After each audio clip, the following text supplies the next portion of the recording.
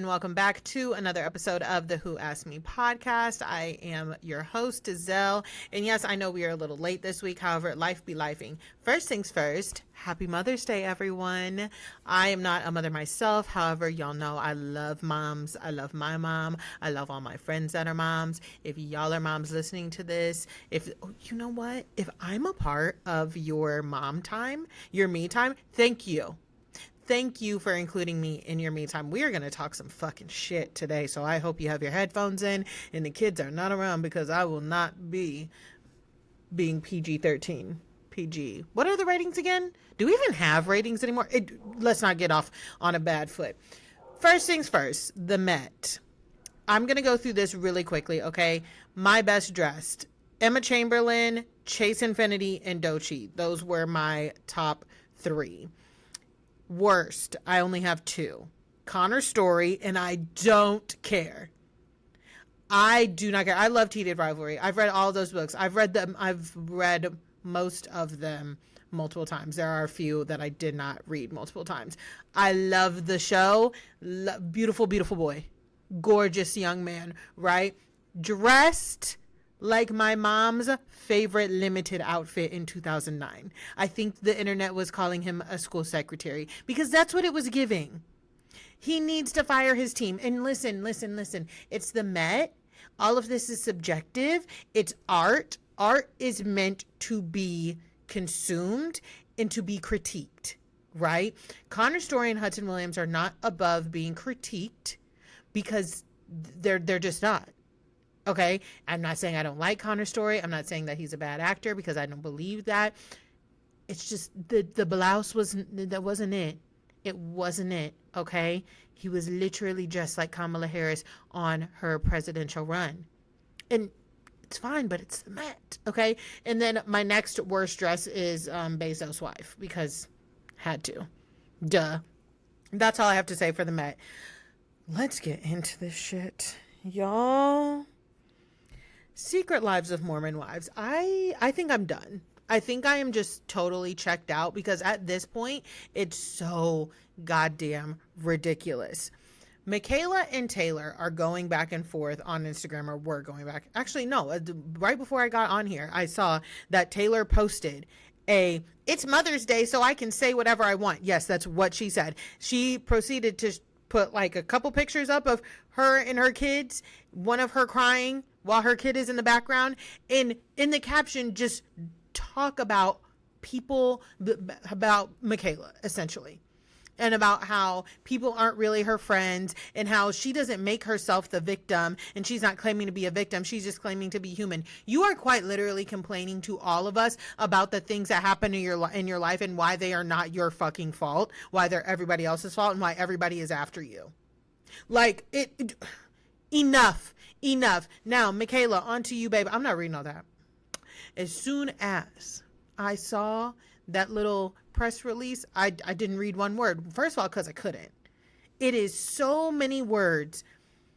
It's so small. And y'all see these glasses? You see these? They're real. I need these. And I'm starting to get worried, because usually they're to see things far away. Lately, I have to hold the phone. I get the phone. I get to read something, and I got to pull it down like this. So I'm starting to get worried. Eyesight's getting worse. I'm not reading all that, Michaela. I'm not, babe. I'm really not. Taylor and her went back and forth. Somebody said that Michaela compared Taylor something to her rashes. I don't know. Then Taylor hit back talking about she a victim, and Michaela got some rashes and some creams. And like, listen, here's the thing. I laughed at that, not because I think Michaela's condition is funny, but because Taylor Frankie Paul is MAGA. Taylor Frankie Paul is too MAGA and too Maha to understand what an autoimmune disorder is. That's why she said that. Like, hello? Like, and you know what kills me is like, she's a staunch Trump supporter. She has said it over and over again. She's unapologetic about it, right? So it's just like, okay, girl. Taylor Frankie Paul fans are 0.2 seconds away from being Barbs. They're like the white Barbs. And I know some of y'all may be like, I think Taylor Swift fans are the white Barbs. No. I don't know what they're in a league of their own. But Taylor Frankie Paul fans are the white barbs, because Taylor is a victim to some things, not everything. And that's what's starting to like piss me off. And there are people like, Taylor's just keeping it real. Taylor's just keeping it real. Real dramatic. Okay? Everything is something. She's like, everybody in my life is out to get me. No, they're not. Some people just really, really, really do not want to be a part of everything that you have going on.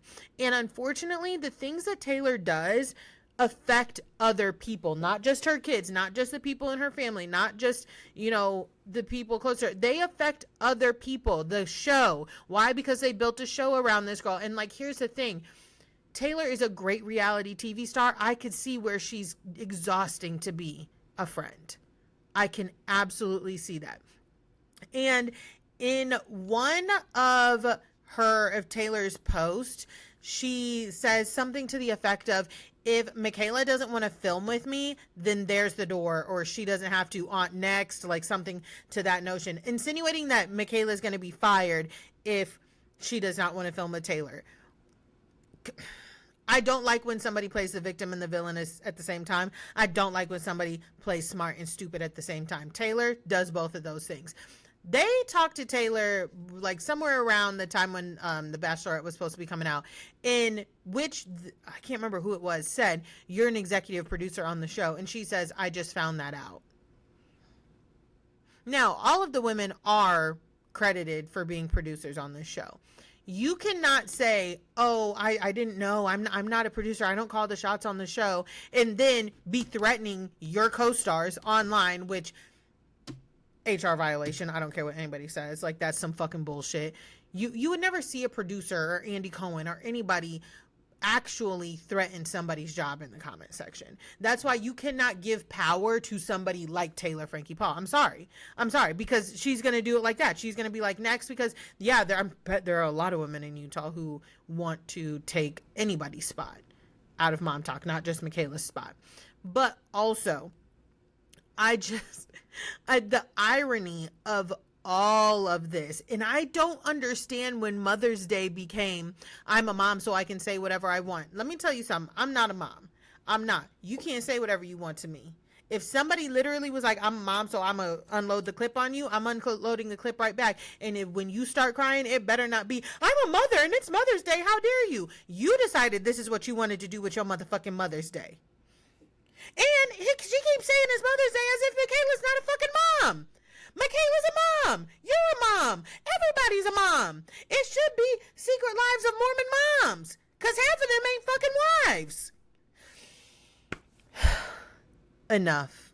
Enough. I think the show has lost me. I really, really do. It's just not, it's so fucking dark-sided.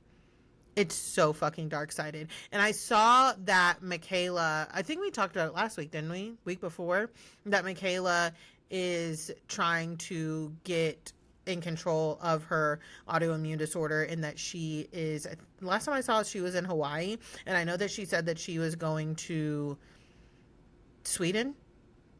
One of those countries that's like, that you go to heal. You know what I mean? Like, where you go... It's like one of those, I don't even know what type of country to call it. Like those European countries. Is it in Europe? You guys, I failed my states and capitals in 4th grade. But you know, like one of those countries with the medicine and they just have like the things that we don't have because we stupid. And I'm proving that we stupid. Listen to me talk right now. But she's going overseas to try and get some care and try to heal. And I see a lot of people, and I'm right there with the community of the people who have autoimmune disorders. Like her being Michaela, is attacking itself. And no one could say that like depression and anxiety, mental illness is one's mind attacking itself. Like, I'm just not shocked that Taylor made these ignorant comments about somebody with an autoimmune disorder without like thinking and trying to understand and see what just anybody else's point of view, right? Having conversation with her seems like it's a fucking hell in a handbasket. Also, you know what? Never mind. We're going to move on. The Real House of New Jersey rejects are trying to come for Ciara, and those rejects are Jen Fessler and Marge. I literally, right before I got on here, I was scrolling because you know what? You got to make sure you get everything before you hop on the mic and talk nowadays. Marge made a comment that said that Ciara should be thanking West and Amanda. Should be thanking her for what, baby?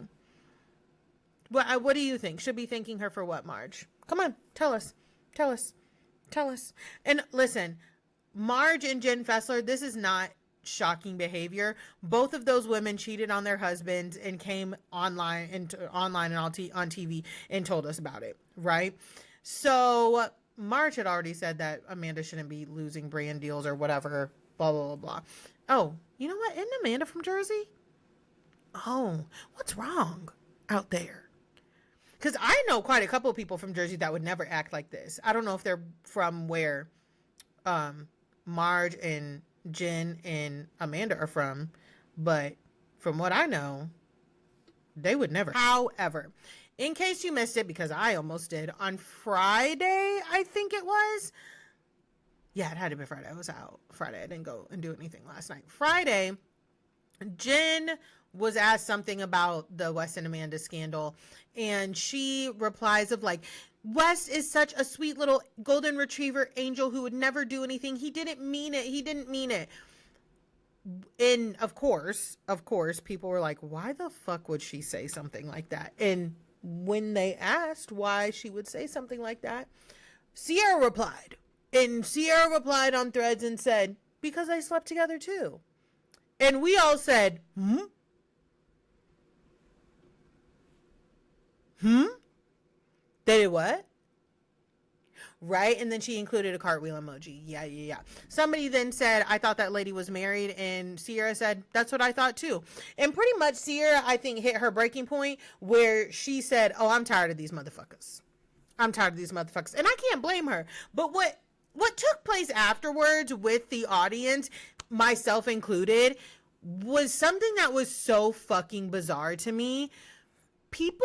Some people, not the majority, but some people, more than I was expecting, were really not down for Ciara revealing this information. First of all, we have to be real. Okay? Ciara did not wake up and just say, I'm going to tell everybody that Jen Fessler and West slept together. Jen commented on something that is actively happening in Ciara's life, right? That's what she said. She said somebody that harmed Ciara didn't mean to do it and that he's just a golden retriever puppy. So then Ciara said, oh, you want to talk about my life? I'll talk about your life. I think it's fair. I saw quite a few people, and I did engage in a conversation on Threads, and saying like, Ciara needs to get over it. I want her to heal. A lot of weird comments of people like, listen, you know how everybody is so morally superior on the internet. People are like, I have discernment, and that's why I would never let somebody like West play in my face. Congratulations, happy birthday. Congratulations, happy birthday. You have never let anybody do you wrong because you have the best judge of character all the time and you are better than all of us. Congratulations, happy motherfucking birthday. You the birthday. You the mother. You the Mother's Day. Y'all are all better than Ciara. You're all better than me too, apparently, because I have let a few dust mites play in my face. And listen, I hate when people are like, act like people come to you and they're like, hey, I'm going to play in your face. And you're just like, okay, that's not what happens. Like, when did we all forget that dating is a bitch? Dating is a motherfucker. Like, people pretend to be one way and then show you a different way and then gaslight you into into believing that what you saw is not what you saw and what you heard was not what you heard. Like, when did we start pretending this? And then I saw quite a few. Listen, I was very shocked by the amount of Black women that are starting to kind of like turn their tables on Ciara. I've been very vocal. I really have. I have not always been a fan of how Ciara has handled situations. The whole Austin Kroll thing, I was not here for Ciara in that shit. I really wasn't. And it was even before like the whole Jezebel comment. even her whole attitude towards like he won't be sleeping in Lindsay's bed and he won't be doing this and he won't be like, mama, what? Okay, wasn't there for that. Y'all know famously I did not love the fact that we had a whole conversation on race in the summer house, and then the next season when Gabby joins, Gabby is, maybe a little bit different type of black girl. She's willing to pay for convenience when she said she was willing to pay for convenience. Maya and Ciara were like, oh, she's not our type of girl. I don't think that because we are all black women, we have to be one band, one sound. And if you want to get technical about it, we weren't even one band, one sound when it came to voting. 92% of us were one band, one sound. The other 8% were off doing fuck knows what, right? And that's kind of how I see this. Like, yeah, 92% of us are one band, one sound when it comes to Ciara, this whole West Ciara and Amanda situation, right? Because also I can admit that any of those other previous incidences that I mentioned when I wasn't the biggest fan of Ciara they have nothing to do with this one right here. These are all different incidences, and I'm going to treat them as such. And I don't really care if I am a big fan of somebody or not. Right is wrong, and wrong is wrong. And how people are going about discounting and diminishing Ciara's feelings when it comes to what, and look, I don't understand. But again, like I just said, I have loved, no, not loved. Why would I say loved? I have entertained quite a few dust mites. I am so sorry if you guys can hear King. He is such a fucking diva. I don't know what else to say. I have entertained quite a few dust mites in my past. It's like, it builds character. Okay, it builds fucking character. Am I sitting there like, every time Ciara's like, I got my favorite person back and that person is West? Yes, I am. I don't know West. I don't want to, but I also don't know him. Anyways, back on track. So, Jen Fessler's immediate reaction is like, when I think it was like page 6, one of the publications was like, what is your, comment? Of course, Jen Fessler is jobless as far as media is concerned. I don't know if she actually has a job in Jersey somewhere, some business to tend to. So she answered page 6 and said, how flattering that people think that anybody who slept with Ciara would sleep with me. That was her immediate fucking answer. I don't understand what's so hard about people being like, no, that didn't happen. Because you're not doing yourself any favors. And then I want to say maybe, was it another 24 hours? Maybe 12 hours, something like that. A group of time went by. And then she put up an Instagram press release in which she said, in all seriousness, and while I can't help but be a little flattered, it is not nice, nor is it okay, to post something categorically untrue and defamatory on social media, regardless of whatever rumors, apparent evidence led you to that conclusion. That is the definition of libel. If it were true, I would have no recourse. Because it's a lie, this can get more complicated. Having said that, I hope that we can rectify this. It's enough now. So that was Jen Fessler's reply, in which y'all, Ciara is a little bit like Beyonce. She don't really be talking to us online. In which Ciara posted a picture of Lisa Barlow on the phone with lawyer number 6 that was like, I'm shaking. I'm physically shaking. First of all, like I said, Ciara don't be really getting online talking to us like that. So that's why I'm more inclined to tell her to believe that is true. And then the fact that she is also like, I'm shaking, I'm physically shaking in response to a soft threat of a lawsuit is really, really funny to me, and also leads me to believe it's true. Now, Jennifer Fessler's daughter, listen, in this spirit, that's your mama, and I get it. You gonna have your mama's back. Lord knows I don't play by mine. I do not play by mine. But also, me and my mom have a very honest relationship. I would be like, Mom, I don't know why you said that. Also, Mom, please stop playing with these folks. You're poking the bear. This is the most attention Jen Fessler has gotten since she was on TV, right? And it sucks because after her first season, her first successful friend of season, she went and got all these surgeries.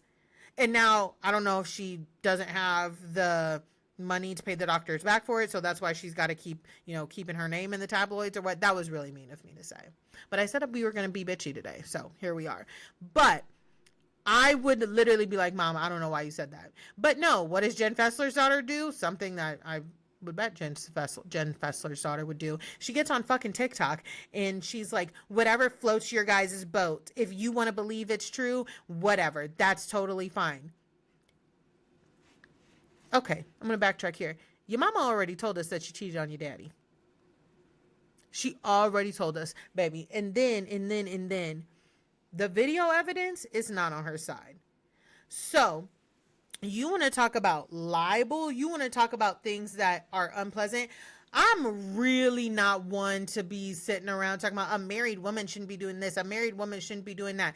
The videos of Jen Fessler being all up in West's business and him being, we'll get to him. Don't worry, because I'm about to get in on his fast ass too. That is not how a married woman acts. It is not. If I saw a married man acting like that, I would be like, what the fuck? Get out of that girl's face. Okay? And that's how I feel about Jen Fessler. Get out of that boy's face. That is how I feel about Jen Fessler. And I'm just like, I wouldn't post anything. I'm sorry. I would not fucking post anything.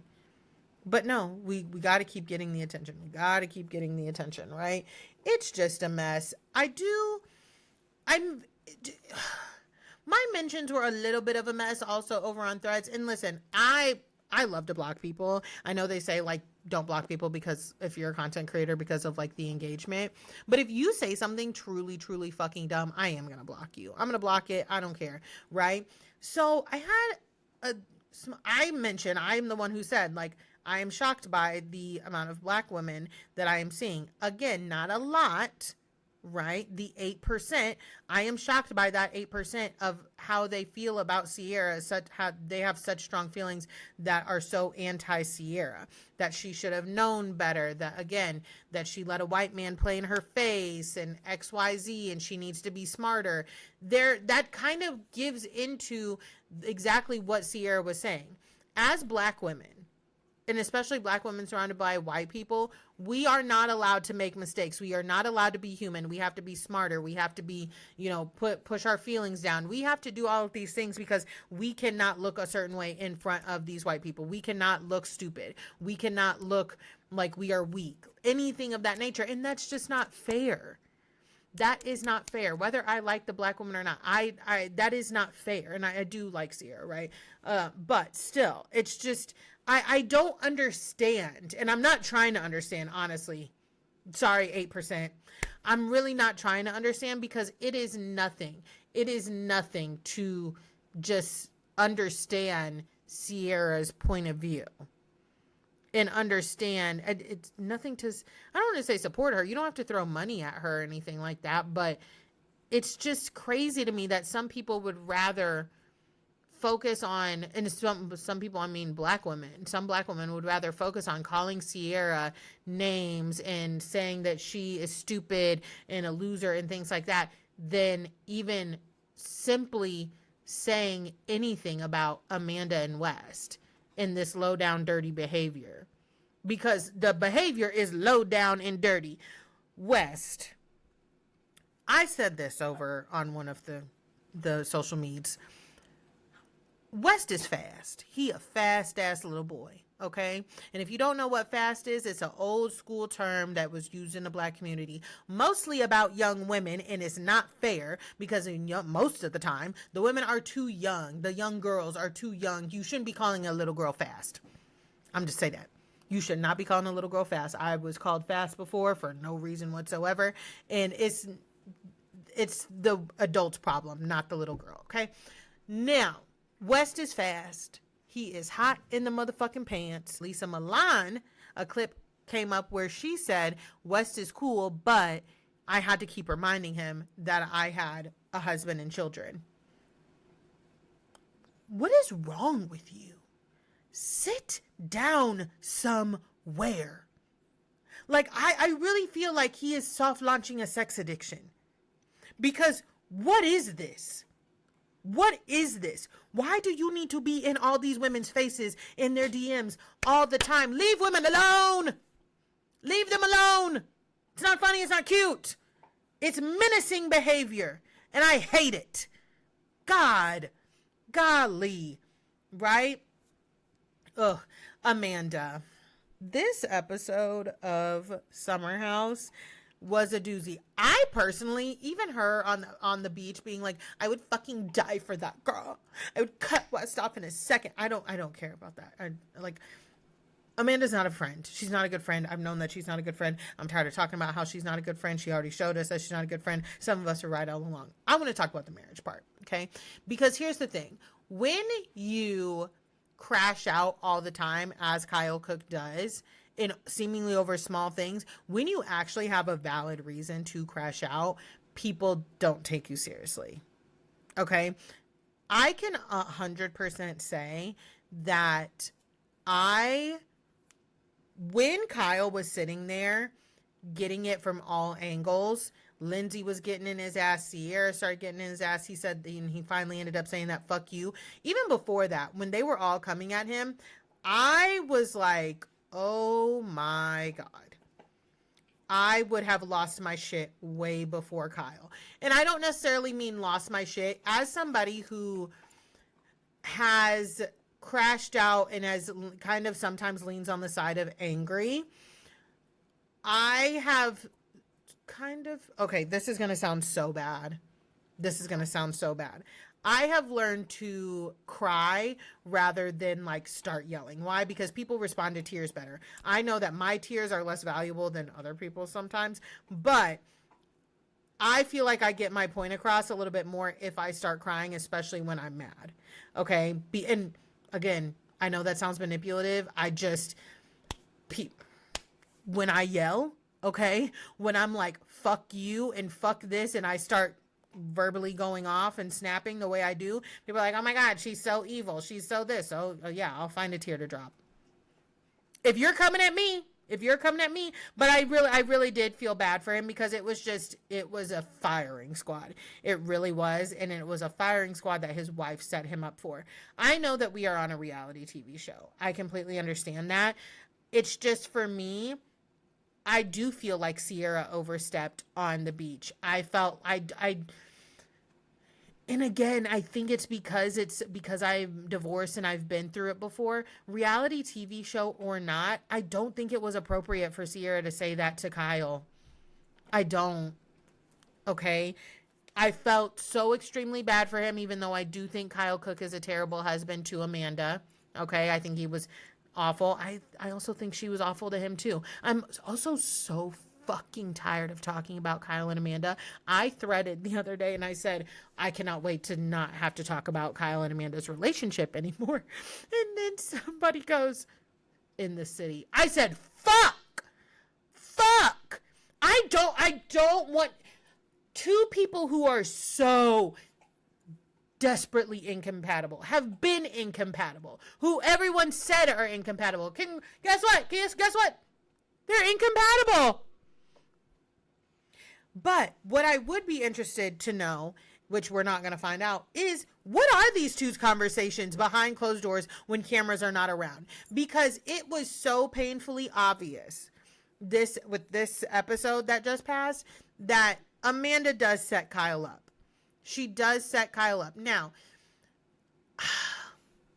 I really struggle because I see a lot of people being like, Kyle needs to have more control of his emotions. And I don't disagree with that outside of this. But I have had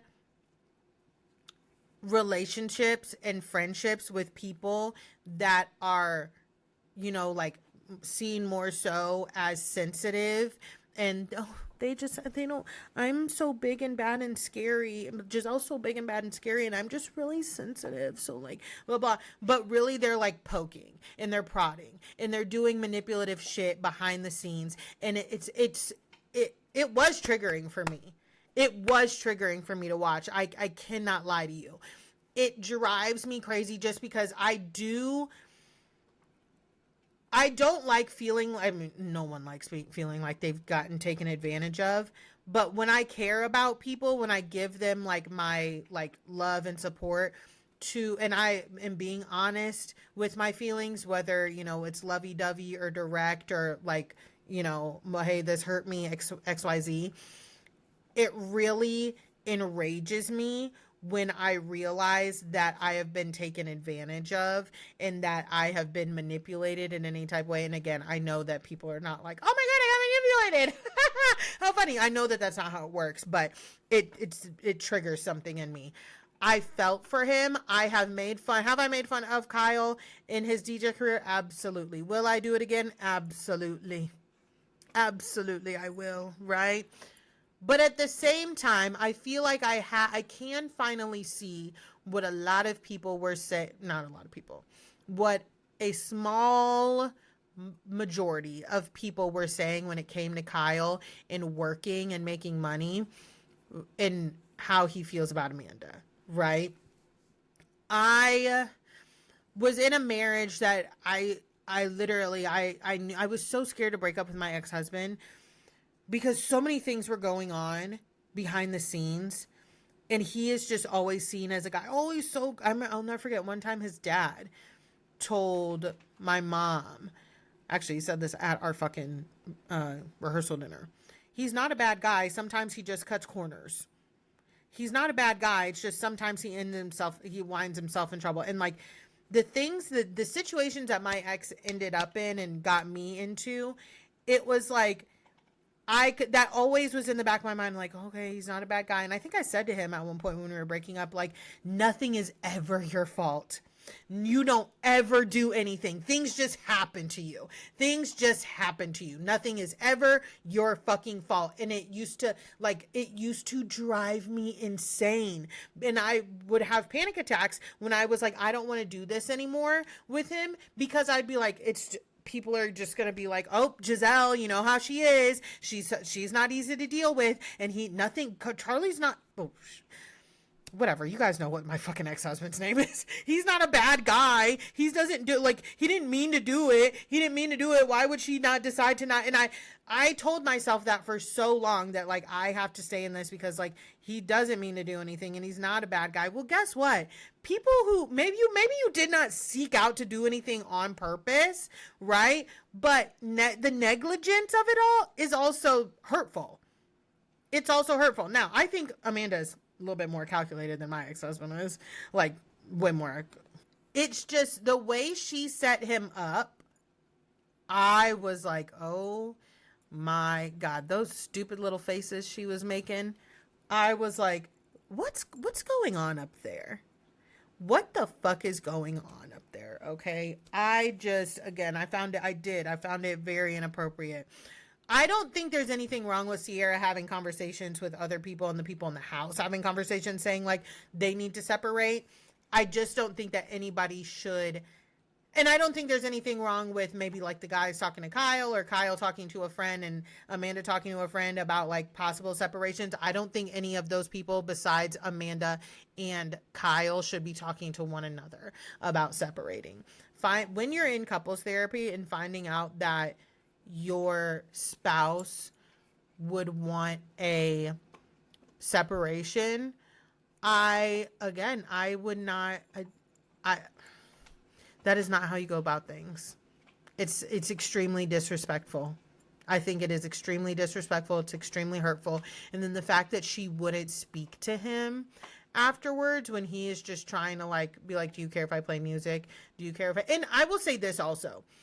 There were times when in my marriage when I would like go mute and I just wouldn't say anything when I would be upset and I would be mad. And it was kind of like a little bit of a mirror, right? There would be times when my ex-husband would ask me something like not concerning any type of argument or anything. And I just wouldn't say anything back. That's not the right thing to do. It's not, it's awful. Okay. Again, I don't pretend to be perfect. But yeah, I was, and then Carl, I understand you getting up and trying to like calm your friend down, but at the same time being like, oh, I got things that I'm upset about too. Not now. Shut up. Shut the fuck up.